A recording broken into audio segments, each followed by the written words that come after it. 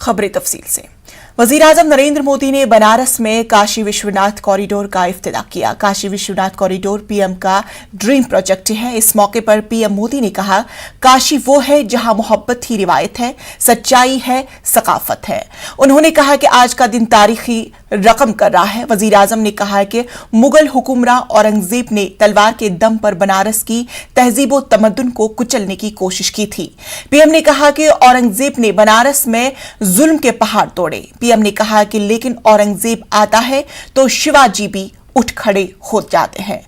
इससे कबल पीएम मोदी ने काशी के ललिता घाट पर गंगा में डुबकियां लगाई और पूजा अर्चना भी की।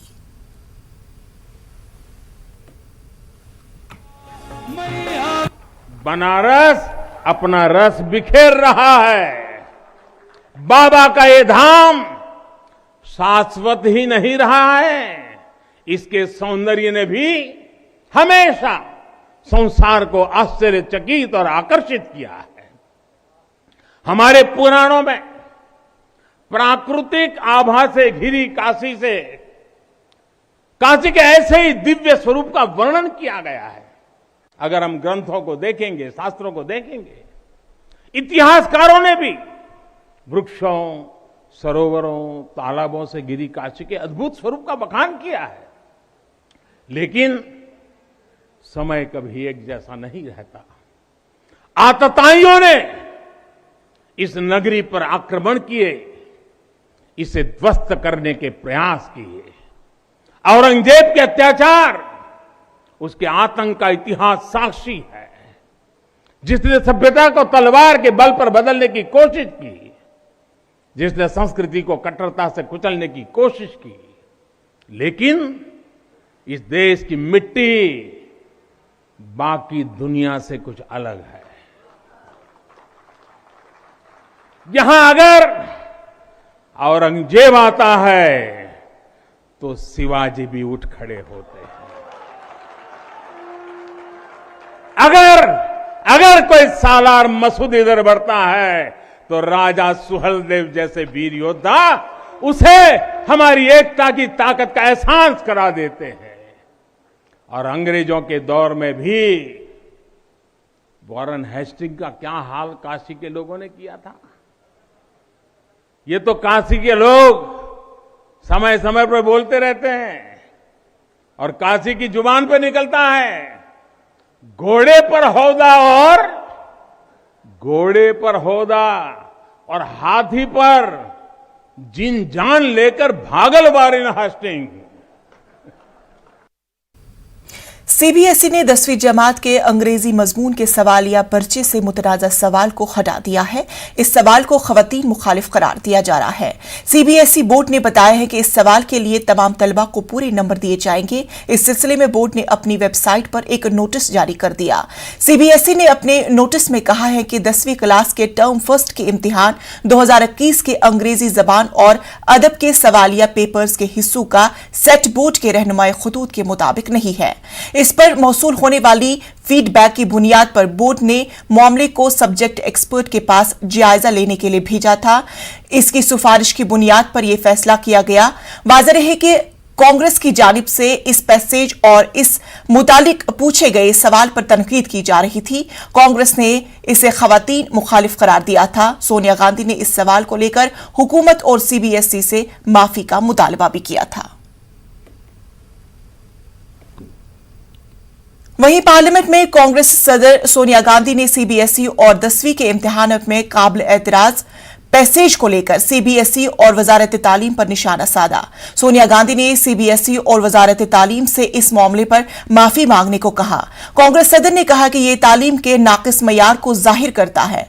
मज़कूरा पैसेज में इंतहाई काबिल एतराज बातें लिखी गई है जिसका कोई जवाब नहीं। सोनिया गांधी ने कहा कि इसकी सख्त मजम्मत की जानी चाहिए। Thank you for giving me the opportunity to speak. I wish to draw the attention of the government to the nationwide outrage regarding a shockingly regressive passage in the reading comprehension section of the Grade 10 Central Board of Secondary Education exam held on 11/12/2021. The passage contains atrocious statements such as, I quote, "Women gaining independence is the main reason for a wide variety of social and family problems." Unquote, unquote, and, quote, "Wives stopped obeying their husbands, and that is the main reason children and servants are indisciplined," unquote. The entire passage is riddled with such condemnable ideas, and the questions that follow are equally nonsensical. Sir, I add my voice to the concerns of students, parents, teachers, and educationists, and I raise strong objection to such blatantly misogynist material finding its way into an important examination conducted by the CBSE. It reflects extremely poorly on the standards of education and testing, and it goes against all norms and principles of a progressive and empowered society. Sir, I urge the Ministry of Education and the CBSE to immediately withdraw this question, issue an apology, and conduct a thorough review into this egregious lapse to ensure this is never repeated again. I also urge that the Ministry of Education must conduct a review on gender sensitivity standards of the curriculum and testing. Thank you, Chief. Srinagar के मजाफाती इलाके रंगरेट के वानबल इलाके में आज एक encounter हुआ। Security forces और मिलिटेंटों के दरमियान हुए इस एनकाउंटर में 2 मिलिटेंट हलाक हो गए। सिक्योरिटी फोर्सेस के मुताबिक इलाके में मिलिटेंटों के छुपे होने की इत्तला मौसूल हुई थी, जिसके बाद उन्होंने पूरे इलाके को मुहासरे में लिया। इसी बीच इलाके में छुपे मिलिटेंटों ने फोर्सेस पर फायरिंग की। जवाबी कार्रवाई में फोर्सेस ने 2 मिलिटेंटों को हलाक कर दिया। एनकाउंटर साइट से दोनों हलाकशुदा मिलिटेंटों की लाशें बरामद की गई है। एनकाउंटर के बाद सिक्योरिटी फोर्सेस और कुछ मकामी अफराद के दरमियान झड़पें भी हुई। चंद अफराद ने फोर्सेस पर पथराव किया। फोर्सेस ने पथराव करने वालों को मुंतशिर करने के लिए आंसू गैस के गोले भी दागे।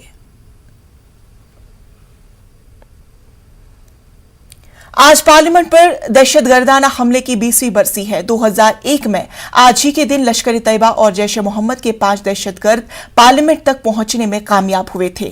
हालांकि पार्लियामेंट से अटल बिहारी वाजपेयी और सोनिया गांधी जा चुके थे, लेकिन अडवाणी समेत 100 अरकानी पार्लियामेंट में ही मौजूद थे। जैसे ही दहशतगर्दों ने हमला किया, सिक्योरिटी फोर्सेस ने मोर्चा संभाल लिया और दहशतगर्दों को हलाक कर दिया।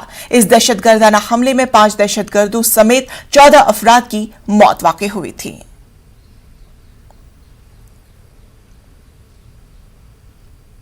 पार्लियामेंट की 20वीं बरसी के मौके पर सदर जमहूरिया रामनाथ कोविंद और पीएम मोदी ने शहीदों को खराज अकीदत पेश किया। सदर जमहूरिया ने ट्वीट किया, मुल्क हमेशा उनकी कुर्बानी को याद रखेगा। वहीं मरकजी वजीर दाखिला अमित शाह और वजीर दिफा राजनाथ सिंह ने भी ट्वीट करते हुए दहशतगर्दाना हमले में शहीद हुए सिक्योरिटी एहलकारों को खराज अकीदत पेश किया।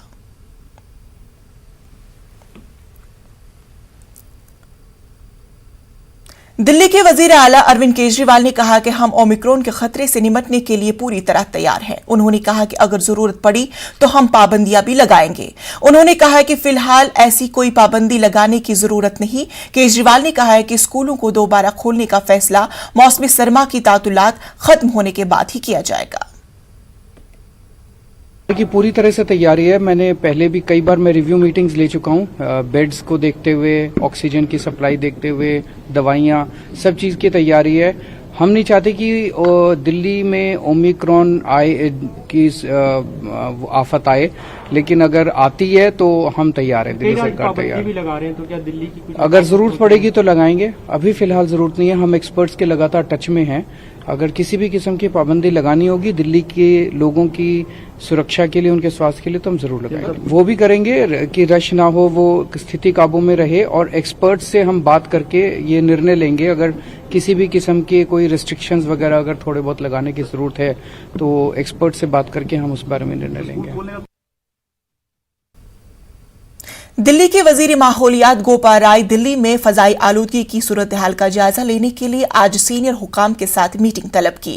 गोपाल राय ने कहा कि अगले 3 रोज तक फजाई आलूदगी बरकरार रहेगी। उन्होंने कहा कि महकमे तालीम ने 6ठी जमात के ऊपर की क्लासेस को खोलने की तजवीज पेश की है। उन्होंने कहा कि ट्रकों पर पाबंदी फिलहाल बरकरार है।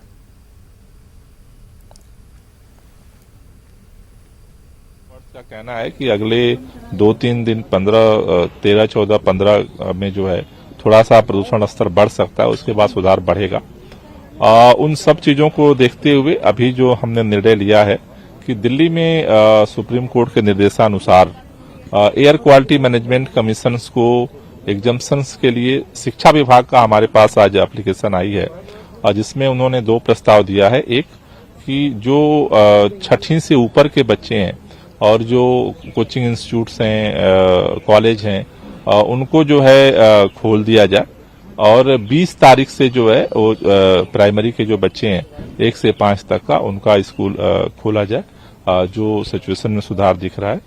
दूसरा जो है कंस्ट्रक्शन और डिमोलिशन के लिए जो भी एजेंसियां हैं उनसे बोला गया है रिटन में वो एप्लीकेशन सबमिट करें, जिसको हम एयर क्वालिटी मैनेजमेंट कमीशन को भेजेंगे। तीसरा जो ट्रकों का है वो बैन रहेगा, लेकिन अगर किसी को है तो वो एप्लीकेशन दे सकता है, जिस पर हम एयर क्वालिटी मैनेजमेंट को भेज करके उस पर विचार करने के लिए रिक्वेस्ट करेंगे। साथ ही साथ दिल्ली के अंदर जो और सारे कैंपेन है, एंटी डस्ट कैंपेन है, ओपन बर्निंग जो कैंपेन है, पीयूसी चेकिंग का जो अभियान है, ऐप के माध्यम से जो मॉनिटरिंग है, वो सारा स्ट्रिक्टली जो है अभी हम जारी रखेंगे। इसी के साथ वक्त हुआ छोटे से वक्फे का। बने रहने ज़ीजीन उर्दू के साथ।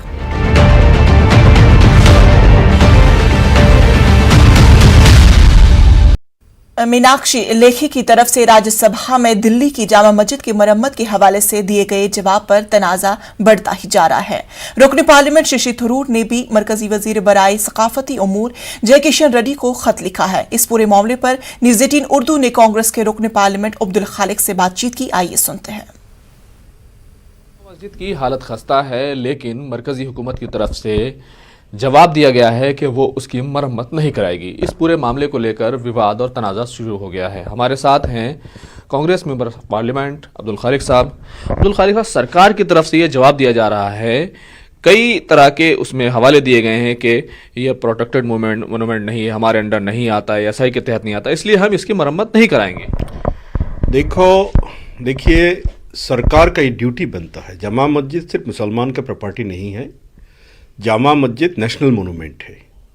आपका डेफिनेशन में क्या होते हैं वो बात अलग है, लेकिन ये नेशनल मोनूमेंट है। यहाँ के साथ मौलाना अबुल कलाम आज़ाद की मेमोरी इन्वॉल्व है, यहाँ के साथ स्वामी श्रद्धांजलि के मेमोरी इन्वॉल्व है, और ये नेशनल मोनूमेंट है, सालों से ये है। तो ये सरकार के ड्यूटी बनते हैं, मिनिस्ट्री ऑफ कल्चर के ड्यूटी बनते हैं, मिनिस्ट्री ऑफ माइनॉरिटी अफेयर्स के ड्यूटी बनते हैं, आर्कोलॉजी डिपार्टमेंट के ड्यूटी बनते हैं, इसका हिफाजत करे, इसका रिपेयरिंग हो, जो भी काम का जरूरत है करना चाहिए। ये सरकार का ड्यूटी बनता है, कर्तव्य बनते हैं। लेकिन अगर देखें तो जब भी जामा मस्जिद की मरम्मत हुई अब तक, कभी मौलाना आज़ाद ने, दूसरे लोगों ने जब भी कराई, एएसआई ने की इसकी मरम्मत, लेकिन स्पेशल केस के तौर पर फंड जारी किया गया। मेरा जो कहना है, सरकार को ड्यूटी बनता है, ये देश का प्रॉपर्टी है, देश का मोनूमेंट है, इसीलिए सरकार का ये सेंट्रल वक्फ काउंसिल भी है, मिनिस्ट्री ऑफ माइनॉरिटी अफेयर्स भी है, मिनिस्ट्री ऑफ कल्चर भी है, आर्कोलॉजी डिपार्टमेंट भी है, सारे को ड्यूटी बनता है। कौन करेगा? सरकार तय करे।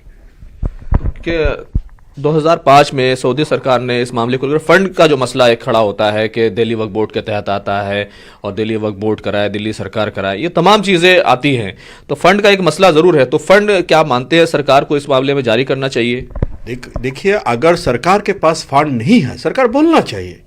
अगर सरकार के पास फंड नहीं है तो देश का जो ये ईमानदार लोग हैं, जो विश्वासी लोग हैं, वो लोग फंड वो अरेंज हो जाएगा। मैं नहीं बोलेंगे सऊदी से लाना होगा, देश के मुसलमान के पास इतना तो पैसा है ताकि अपना जो मोनूमेंट है इसको हिफाजत करे, इतना पैसा हो जाएगा। लेकिन सरकार को ड्यूटी बनते हैं। और देखो, कोई स्वामी जी ने बोला, कोई विश्व हिंदू परिषद का कभी बोलेगा ये लोग जी ये राम मंदिर का मूवमेंट आज़ादी का मूवमेंट से, आज़ादी का आंदोलन से बड़ा है, ये कोई बात होता है क्या? और ये उन लोग का बोलना नेचुरल भी है, क्योंकि आरएसएस बोलो या विश्व हिंदू परिषद बोलो, ये लोग कभी आज़ादी का जंग में ये लोग पार्टिसिपेट नहीं किया था। कैमरामैन फिरोज वानी के साथ खुर्रम शहजाद, न्यूज़ 18 दिल्ली। 21 साल बाद मिस यूनिवर्स का खिताब हिंदुस्तान के नाम रहा। हिंदुस्तान हरनाज सिंधु। इस वक्त की सबसे बड़ी खबर और उस परिवार से हम आपको मिलवाने जा रहे हैं। 21 साल बाद भारत को वो ताज मिला है, मिस यूनिवर्स का खिताब दिलाने वाली हरनाज संधू के घर हम मौजूद हैं, उनके परिवार के साथ मौजूद हैं। बात करेंगे इस कितना बड़ा खुशी का माहौल है। उनकी माता जी डॉक्टर रविंदर, उनके फादर संधू साहब। ही जाऊंगी आपके दर से, दरबार से। मन में था कि जीतेगी? मन में था, लेकिन एक अलग सा डर भी था, क्योंकि कॉम्पिटिटर्स बहुत अच्छी थी, बहुत ही ज्यादा ब्यूटीफुल थी वो। उसके कॉम्पिटिटर बड़े स्ट्रॉन्ग कंटेंट से। कब बात हुई थी लास्ट? मेरे को लास्ट उसकी कल शाम को बात हुई थी। अच्छा, क्या कह रही थी हरनाज? तो वो यही बोल रही थी कि मम्मा मेरे लिए अरदास करो, मेरे लिए अरदास करो, वाहिगुरु जी, बस यही बोली जा रही थी, वाहिगुरु जी वाहिगुरु। कानपुर आईआईटी का डंगा आज मर्तबा फिर से दुनिया भर में जा बजा है। आईआईटी कानपुर में जॉब ऑफर के लिए मुल्क व बैरून ममालिक की कंपनियों में यहां से पास आउट हुए तलबा का जब इंतखाब हुआ तो आंकड़े गुज़श्ता कई बरसों के मुकाबले में बेहतर आए। आईआईटी कानपुर के डायरेक्टर अभय करदुन ने कहा है कि इस साल पहले ही मरहले में यहां के तलबा के इंटरव्यू हुए तो 70 से 80% तलबा को जॉब ऑफर हुई। इस साल अब तक आईआईटी कानपुर के 1041 तलबा ने 156 पीपीओ और 856 नौकरियां हासिल की हैं। हमने काफ़ी एक अच्छी बढ़ोतरी दी है। फेज़ 1 में ही लगभग 70 से 80% बच्चों को ऑलरेडी जॉब ऑफर्स मिल चुके हैं। इस बार हमने एक चीज़ देखी है कि इंटरनेशनल ऑफर्स जो हमारे छात्रों को मिले हैं उनमें एक खासी बढ़ोतरी हुई है। गत वर्ष की तुलना में इस बार 47 इंटरनेशनल ऑफर, 47 इंटरनेशनल जॉब दिए गए, जबकि लास्ट ईयर यह संख्या 19 के करीब थी। इस बार कोर सेक्टर्स की कंपनीज जो हैं और कई सारे स्टार्टअप्स हैं, इन कंपनीज के जॉब्स भी हमारे यहाँ के छात्रों ने भारी संख्या में ऑफर्स एक्सेप्ट किए हैं। कोरोना वबा के दौरान बाहमी इमदाद व इन्हिसार का जज्बा मुस्तहकम हुआ है। मुल्क इस वबा से मुत्तहिद होकर मुकाबला कर रहा है। टीकाकारी के ऐलान के बाद हम बेहतर ताउन करें जिससे हम कोरोना को मात देने की जानिब कदम बढ़ा सके।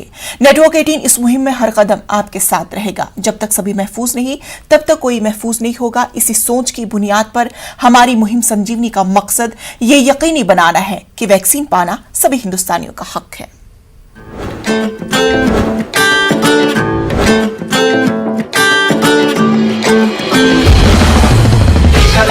जरा